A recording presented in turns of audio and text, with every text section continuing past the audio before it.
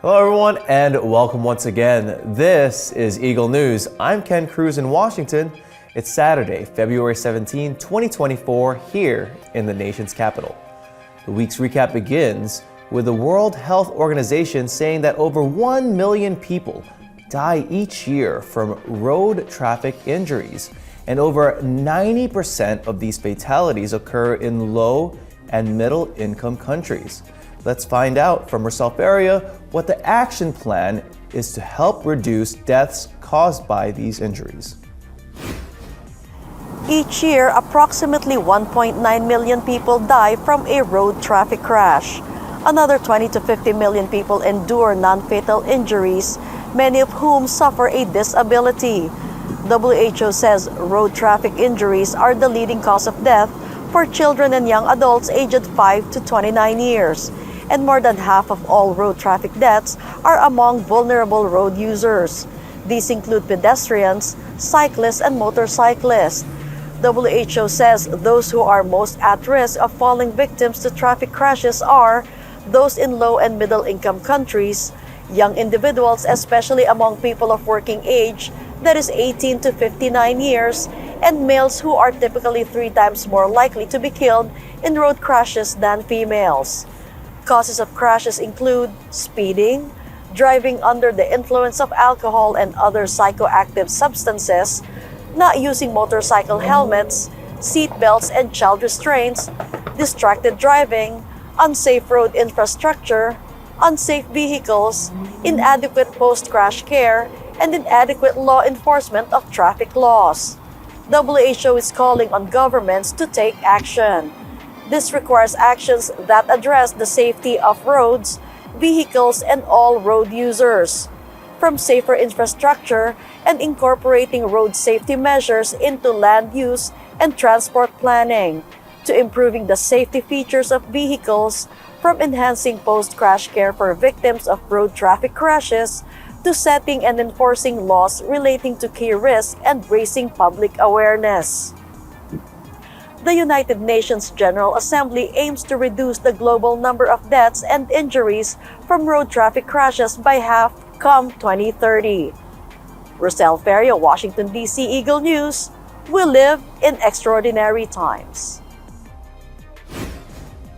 In a recent report by the Committee to Protect Journalists, it says 72 of the 99 journalists killed in 2023 died in the Israel-Hamas war. This makes the last 12 months the most fatal for the media in almost 10 years.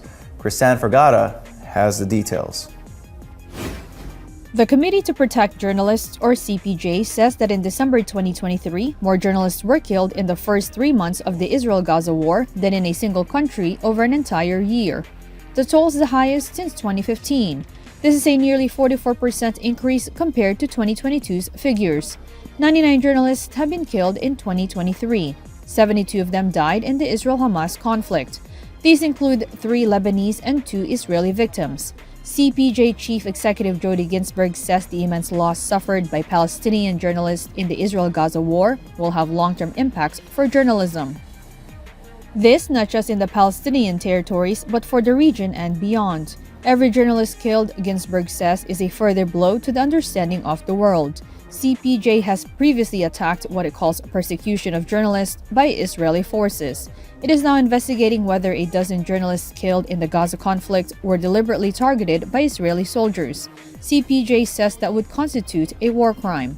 The committee warns that Mexico, along with the Philippines and Somalia, is one of the world's deadliest countries for the press.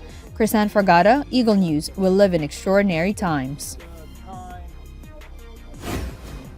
In other news, the United Nations is criticizing the emphasis placed by some governments on buying weapons.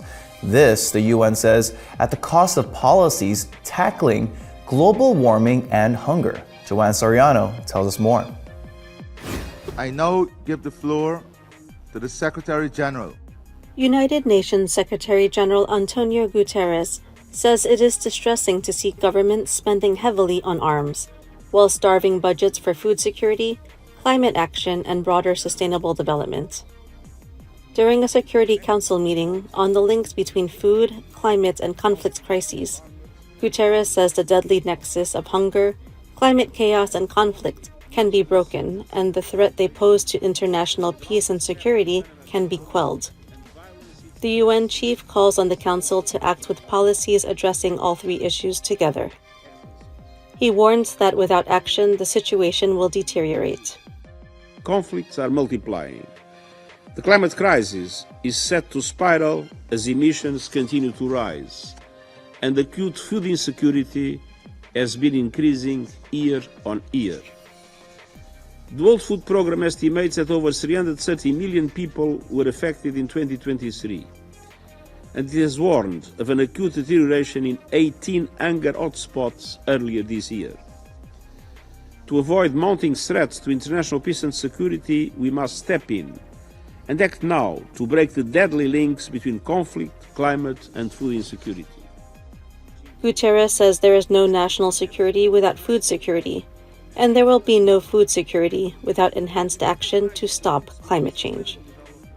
Joanne Soriano, New York, Eagle News. We live in extraordinary times.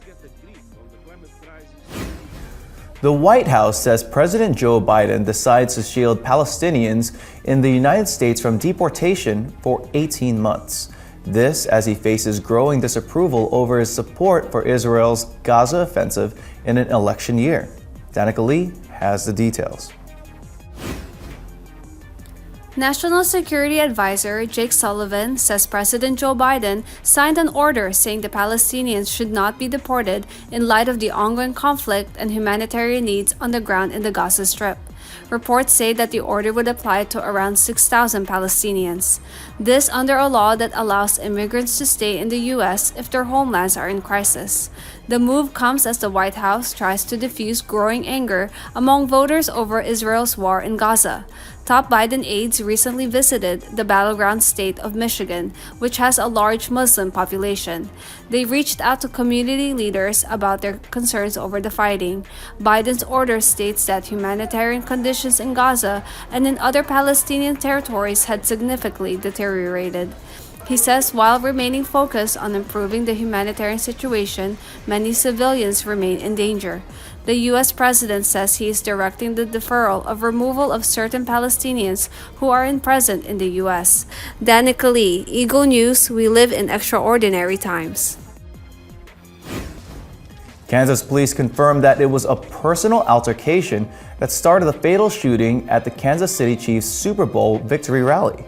One person died and 22 others were injured, including several children. Diane Rosen reports. 2 juveniles are among those detained after a shooting at the Kansas City Chiefs Super Bowl victory rally, killed 1 and injured 22 others. Kansas City Police Chief Stacey Graves says the incident was due to a personal altercation. First and foremost, I want to stress that preliminary investigative findings have shown there was no nexus to terrorism or homegrown violent extremism. This appeared to be a dispute between several people that ended in gunfire.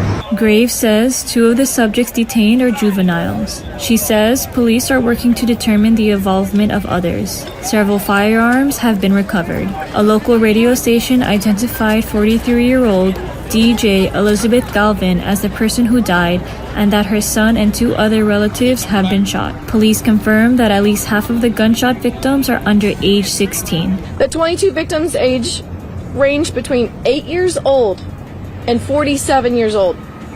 At least half of our victims are under the age of 16. The local Children's Mercy Hospital says it received 11 patients between the ages of 6 and 15, 9 of whom had been shot. All are expected to recover. Only 3 are in the hospital by Thursday morning. Diane May Rawson for Eagle News. We live in extraordinary times. Let's head over to Canada, where an alarming increase in auto theft across the country prompts the launch of a national summit combating carjackings. In Toronto, Chantel Santos reports. The Canadian federal government reports that approximately 90,000 cars are stolen annually in the country. Carjackings have increased by 104% from 2021 to 2022 in the Greater Toronto Area alone. There have been reports of cars being stolen and cars being broken in, and different parts being taken like GPS monitors, stereos, dash cams, and the like. According to investigations by police services all over the country, auto theft is found to be linked to organized crime groups who use the proceeds from these thefts to support other illegal activities. Majority of the stolen vehicles and parts are exported to Africa and the Middle East. Some remain in Canada, which involve and support lower-level threat groups and violent street gangs. In response to this alarming rise embracing carjacking, a national summit on combating auto theft has been launched this month. In this summit, a number of solutions have been proposed and will be implemented to help recover stolen vehicles and better monitor Canada's borders for transnational organized criminal groups' activities. Just in this first week of February alone, Canada Border Services Agency has recovered 34 stolen vehicles in the Greater Toronto Area, with vehicles ready for export and valuing over $2 million. Chantal Santos, Toronto, Ontario, Eagle News. We live in extraordinary times. Young people from across the country joined the first ever Interagency Youth Policy Summit, aimed at helping create policies and programs that will help the next generation thrive. Jeff Sanadad tells us more on Learning Curve.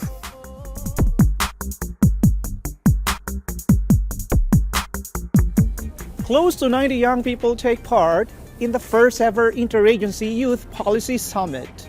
The summit, designed and planned in partnership with the youth, gives policymakers from federal agencies a chance to hear directly from young people how to help improve policies and programs to ensure that all youth have the opportunity to thrive. Going forward, the Education Department will reconvene these youth participants and federal agencies virtually to continue hearing and being informed by young people. This in an effort to sustain the two-way dialogue that the summit initiated. Secretary of Education Miguel Cardona says young people are always the most important stakeholders in education. Cardona says this Youth Policy Summit is an important reminder that young people are also leaders of both today and tomorrow.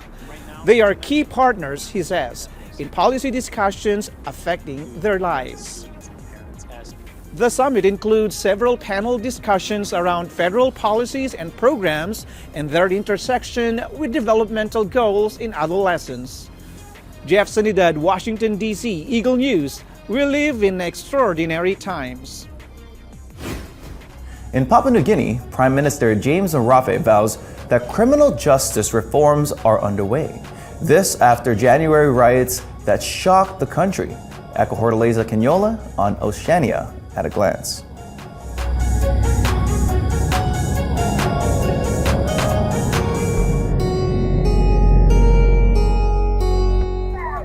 Lootings and riots in Papua New Guinea prompt the Marape Russo administration to work on rehabilitating its laws and justice sector. Notable undertakings to improve the sector are underway. These include restructuring the National and Supreme Court. The Papua New Guinea government assures its people that it will focus on creating and implementing policies that will make the environment conducive and safe for both businesses and consumers. Prime Minister James Marape announces that roads, bridges, port infrastructure, and telecommunications are also on their way to leveling up. Marape thanks the taxpayers for supporting the country's economy that can only exist and function within a lawful and enabling country. From Port Moresby, Papua New Guinea, Echo Hortaleza Quinola, Eagle News. We live in extraordinary times. Apo Hiking Society brings to Australia their iconic and timeless music in celebration of their golden year. Apo's first stop, Perth. Jenilyn Despy reports. The once remarkable trio is celebrating their 50th year in music and entertainment. The now duo, Buboy Garufilio and Jim Paredes, gave their fans the same vibe and flavor when Danny Javier was still with them. Before the concert, Jim and Buboy had dinner with friends from the media and answered questions from Perth-based broadcast journalists, vloggers, and other media people. Apo Hiking Society has 27 albums and around 300 songs to their name. And amazingly, fans agree that most of their songs still appeal to listeners, even up to this day. Jim and Buboy shared with the crowd the secret behind their 50-year career and original, remarkable music. It's because we really love what we're doing. Writing things for the Filipino, and for the Filipino. Jeneline Desp, Perth, Australia. Eagle News. We live in extraordinary times. In honor of Black History Month, local authors in Corpus Christi, Texas, hold a literary talk sharing views on book bans, favorite Black authors, and finding the courage to pick up the pen to share unique stories with the world. Jane Kathleen Gregorio shares with us the story. In honor of Black History Month, the Corpus Christi Public Libraries, in partnership with the Corpus Christi Black Chamber of Commerce, held a literary spotlight, inviting local authors from diverse backgrounds to share their own literary journeys. So today's event was called Literature Spotlight, Black History and Beyond. And so today we had 3 authors. We featured 3 Black authors, myself, Dr. Tammy, and Lisa Wisner, and Clifton Pope. And all of us were on a panel. The panel discussion today was the impact of book bans on Black authors. Like historically, like those great authors like Toni Morrison, Maya Angelou, who have inspired us or encouraged us in some way or informed the way that we write. And so it was really a great experience. I really enjoyed it. Great audience and very engaged audience, and had some great questions for us. So we got to feature our books and share our books and talk about the work that we're doing. Leaving a legacy behind is super important, because that's kind of the reason why I decided to basically not only tell my own story by writing my own books, which by the way wasn't even part of the plan. I gave it a shot, and I would basically tell my own story based off of just how I continue to grow through what I go through, as far as just continuing to find ways to improve within my own life. For our audience members, we want them to think about them telling their story, how they can capture their story and create a legacy. So what they want to leave behind, whether it's a memoir, they just keep, what Lisa Wisner, one of the authors, mentioned was a yearbook, where you keep a chronicle of all the things that you've done and artifacts or thoughts from the year. And so we just encourage the participants to have that yearbook, have that place to journal, to write if they want to write, and to leave something behind, and then of course read some of the banned books. There were so many banned books that were mentioned that was shared with the audience, a recommendation, so we encouraged them to read. So it was great to engage in the audience and actually leave them like, what can I do today? What can I do right now, as opposed to the future and maybe someday, one day, but right now. What I absolutely love about the speakers that were on the panel was the conversation went from talking about literature and celebrating Black authors to talking about what's going on today, to talking about how we're one and we are better together as a community. Hopefully today people were educated, motivated, and inspired not only to be the best version of themselves, but also to see themselves in the stories that we told today. When we're reading books, when we're consuming literature from other authors, we're really seeing things from their perspective. And the way we have a more unified world is by hearing things from multiple perspectives, by being able to take those glasses off that we're seeing things from our perspective and putting someone else's glasses on. And that's where opening the book comes in, and you start to see how somebody's thoughts and ideas and their experiences can be embedded and weaved into the tapestry that can become our lives. That creates empathy, it creates compassion, and it actually builds kindness and respect in our world, because we start to see that even though we may look different, we all may have a unified thought, and we all may be going through the common things in life, right? We all struggle, we all experience joy.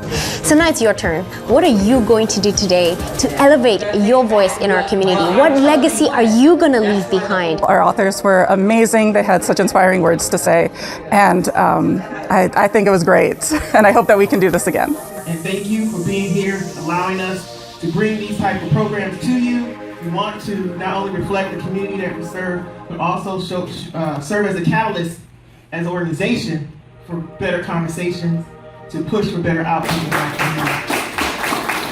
In Corpus Christi, Texas, I'm Jane Kathleen Gregorio, Eagle News. We live in extraordinary times. And just as always, before we let you go, here's our photo of the week. This is the U.S. Capitol building, where laws are proposed, made, and unfortunately, in recent years, broken. This is also where historic decisions are made that shape the nation's future.